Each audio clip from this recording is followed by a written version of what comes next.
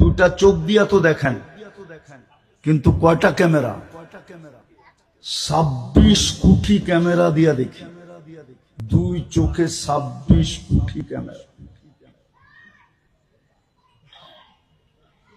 26 কোটি ক্যামেরা,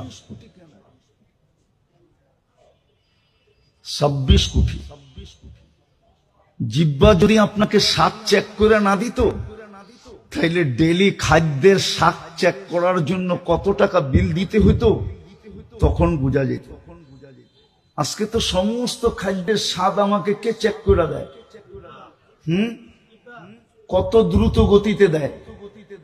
দুনিয়ার কোন রিপোর্ট এত দ্রুত গতিতে দেয় না, কোন মেশিনের রিপোর্ট এত দ্রুত গতিতে আসে না।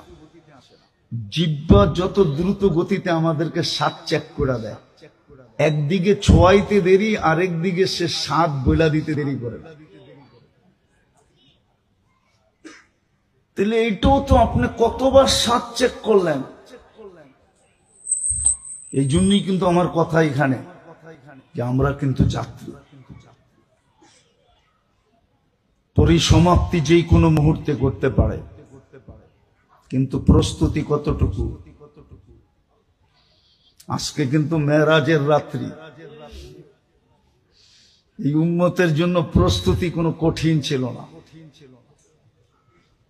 সবার প্রস্তুতি একরকম ছিল না। সমস্ত উম্মতের প্রস্তুতি যেমন থাকুক আর না থাকুক, মুহাম্মদুর রাসূলুল্লাহ সাল্লাল্লাহু আলাইহি ওয়াসাল্লামের উম্মতের প্রস্তুতি একবারে সহজ ছিল,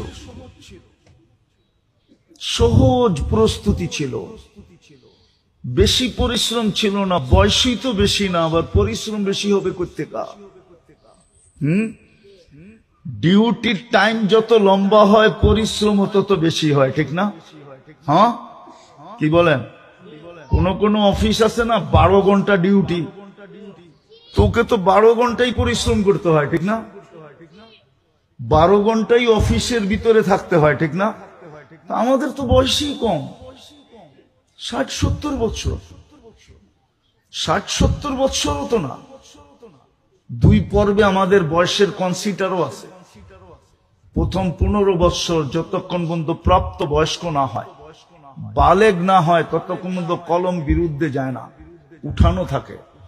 ফেরেশতা বিরুদ্ধে কিচ্ছু লেখে না, বরং নিষ্পাপের খাতায় লেখা রাখে।